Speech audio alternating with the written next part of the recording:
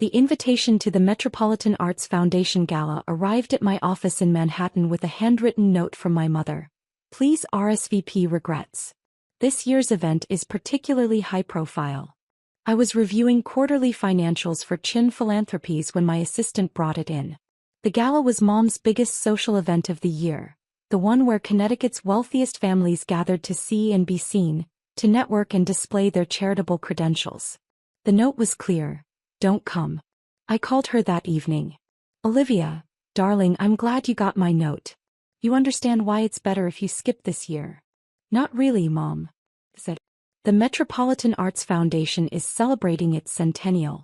We have the governor attending, 3 senators, the CEOs of Fortune 100 companies. Your father's firm is a platinum sponsor. This is about serious philanthropy, serious money, serious connections. And I don't fit that category? You know what I mean. You're wonderful with your little foundation, but these people operate at a different level. They give millions. They have wings of museums named after them. They sit on major boards. She paused. You work from that tiny office downtown. You wear the same 3 suits. People might make assumptions that would reflect poorly on our family. My little foundation had assets of $800 million. My tiny office downtown was a full floor in a Tribeca building. My 3 suits were custom Armani because I didn't have time for shopping. But my mother had never visited my office. Never asked about my work beyond, "How's the charity thing going?" "I see," I said quietly. "I knew you'd understand. You've always been practical. Besides, these events are terribly dull if you're not part of that world. All anyone discusses is endowments and capital campaigns and donor recognition." After I hung up, I looked at the invitation again. The Metropolitan Arts Foundation. I knew them well. I'd been in discussions with their board for 8 months about a major partnership. A very major partnership. I called my chief operating officer. "Daniel, what's the status of the Metropolitan Arts Agreement?" "Final signatures next week. We're announcing at their gala. Didn't your mother organize that event?" "She did. And she just uninvited me." Pause. "Does she know about the gift?" "She knows I run a foundation. She thinks I organize bake sales." He laughed. "Should be interesting. Want me to arrange seating?" "Please. Somewhere visible." The gala was 2 weeks away. I spent the time closing a partnership with the Guggenheim, finalizing a $50 million grant program for emerging artists, and meeting with the board of the Lincoln Center about an education initiative. I also had my assistant send the Metropolitan Arts Foundation a formal RSVP. Olivia Chin accepts with pleasure. 3 days before the gala, Mom called, voice tight. "Olivia, the foundation said you RSVP'd, yes. I specifically asked you not to come." "I'm a donor, Mom." It seemed appropriate. "A donor?" "Olivia, tables are $50,000. Individual seats are $10,000. This isn't, you can't afford." "I'm not buying a seat. The foundation invited me directly." "Why would they?" She stopped. "Never mind. Listen, if you insist on coming, please be discreet. Don't draw attention. Your sister will be there with her husband. He's being honored for their family foundation's $1 million gift. Try not to overshadow that." My sister Jessica had married into the Whitmore family, old money from Boston. Their foundation gave $1 million annually to various causes, mostly for the tax benefits and social prestige. "I'll be discreet," I promised. "And Olivia, wear something appropriate. Not one of those plain suits you always wear. This is black tie. These people will judge." Saturday evening, I dressed in my apartment overlooking Central Park. Not a plain suit. A midnight blue gown by Valentino, simple and elegant. Diamond earrings I'd inherited from my grandmother, the one who'd left me the initial $10 million that started Chin Philanthropies 12 years ago. Grandma Helen had believed in me when no one else did. "Make it matter," she'd said. "Don't just give money away. Change things." I'd taken that $10 million and built it into $800 million through strategic investments and aggressive fundraising. Chin Philanthropies now funded arts education in 50 cities, supported 500 emerging artists annually, and underwrote major exhibitions at museums across the country. Last year we'd given away $60 million. This year would be $75 million. But my mother thought I organized bake sales. I arrived at the Plaza Hotel at 7:15. The ballroom was already filling. Women in designer gowns, men in tuxedos, everyone holding champagne and exchanging business cards disguised as conversation. Crystal chandeliers, floor-to-ceiling windows, tables dressed in gold and white. Very elegant. Very exclusive. Very much my mother's world. I spotted my family immediately. Mom in silver silk, Dad in his best tuxedo, Jessica in red with her husband Thomas looking smug. They stood with a cluster of other wealthy couples, everyone laughing and discussing their charitable contributions. Mom saw me and her face tightened. She grabbed my arm as I approached. "Olivia. You came." Her voice was strained. "Listen, I need you to do me a favor. The kitchen staff is overwhelmed. Could you help them? Just for an hour? It would mean so much." I stared at her. "You want me to work in the kitchen? Just to help out? You're good at that sort of thing. And honestly, darling, you'll be more comfortable there than trying to make conversation with these donors. They're very sophisticated." "Mom, I'm a guest. Please, Olivia. Don't make a scene. The Vanderbilts are here, the Rockefellers, the Astors. Your father is trying to network with Senator Harrison.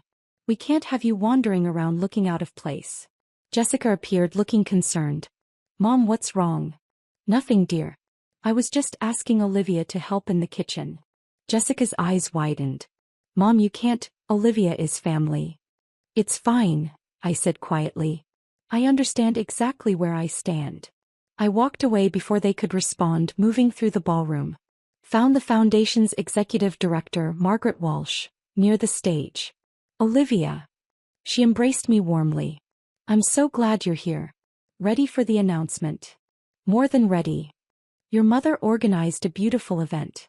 Does she know about the gift? She asked me to work in the kitchen." Margaret's mouth fell open. "She what?" "She's embarrassed by me. Thinks I'll look out of place among the real donors." "The real donors," Margaret repeated slowly.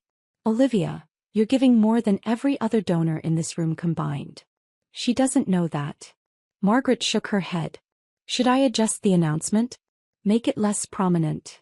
"Absolutely not. Do it exactly as planned." Dinner was served at 8 o'clock. I found my assigned seat, table 2, right in front of the stage. The foundation board members' table. Next to me sat the chairman of the Metropolitan Museum, a tech billionaire who funded music education, and a film director who supported emerging artists.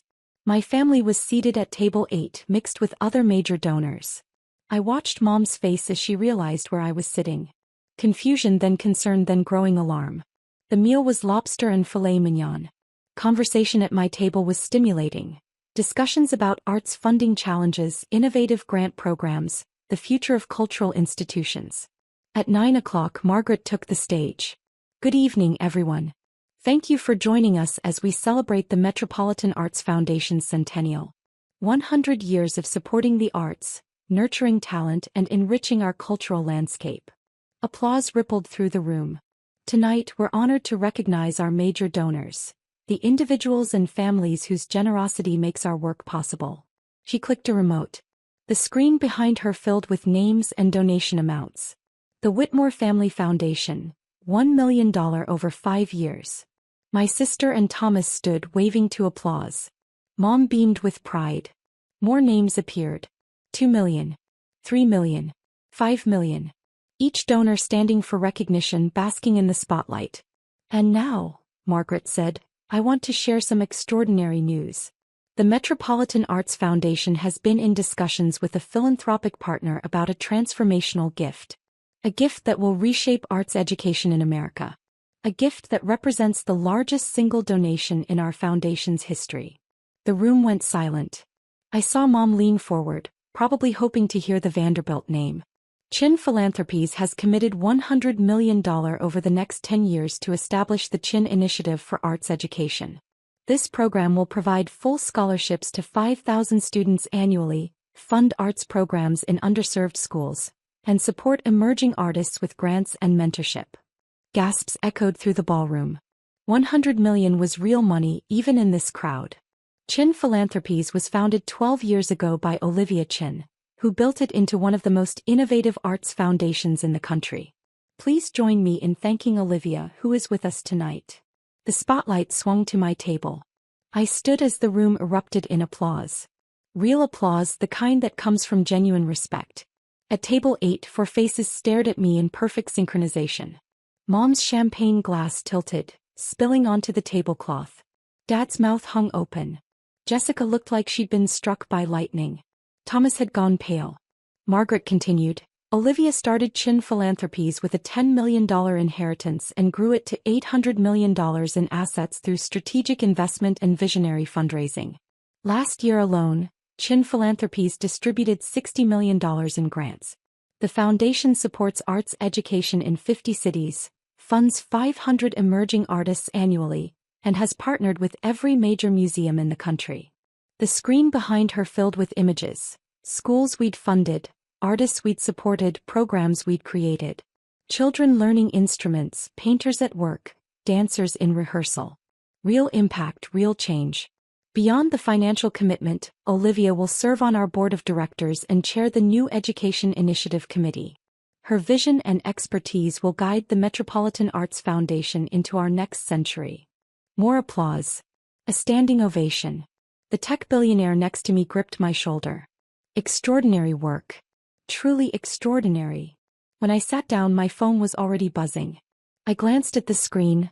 17 texts from my family in the last 3 minutes. I put the phone away without reading them. After the speeches, I was immediately surrounded. Foundation board members wanting to discuss partnerships. Museum directors seeking collaborations. Other philanthropists asking about grant strategies. My mother appeared at my elbow, face carefully composed. Olivia, darling, can we talk? I'm in a conversation, Mom. Please. Just for a moment. I excused myself and followed her to a quiet corner. Dad and Jessica trailed behind, both looking shell-shocked. You donated $100 million, Mom whispered. $100 million. I did.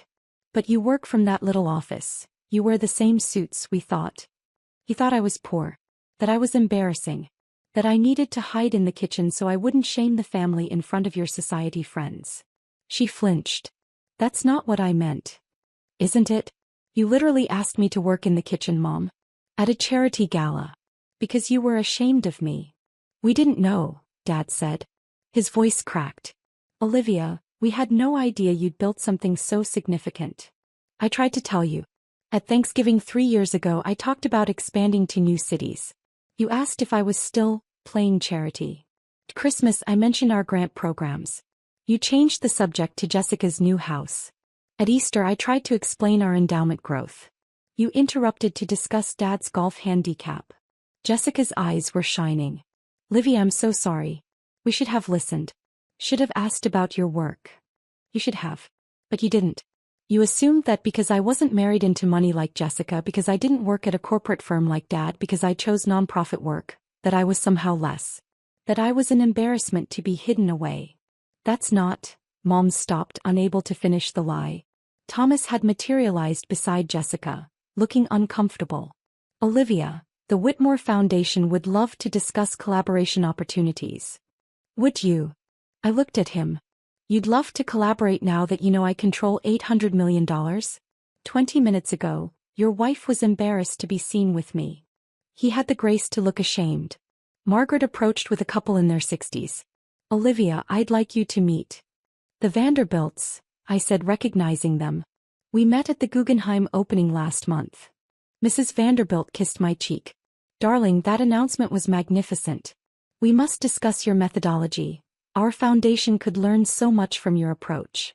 As I walked away with the Vanderbilts, I heard my mother's voice, small and broken. She met the Vanderbilts at the Guggenheim. She knows the Vanderbilts. The rest of the evening blurred together. Conversations with foundation leaders, museum directors, arts administrators. Everyone wanted to discuss partnerships, share ideas, learn from Chin Philanthropies' success. I was doing exactly what my mother had feared, dominating the social landscape of her biggest event. But not as an embarrassment. As the guest of honor. At 11 o'clock I collected my coat. My family was still there, standing together near the bar, watching me with expressions I couldn't quite read. Mom intercepted me at the exit. Olivia, please. Don't leave like this. We need to talk. Really talk. About what? About how you tried to hide me in the kitchen. About how you were ashamed of my work until you learned it was worth $800 million. I kept my voice calm. I'm not angry, Mom. I'm just done. Done pretending to be less than I am to make you comfortable. Done accepting crumbs of respect from my own family. We love you, she whispered. Do you? Or do you love what I can do for your social standing now that everyone knows about Chin Philanthropies? I adjusted my coat. Here's the thing, I didn't need your approval to build something that matters. I did it anyway. Grandma Helen believed in me when no one else did. That was enough. What can we do? Dad asked quietly. To fix this? Nothing. Not right now.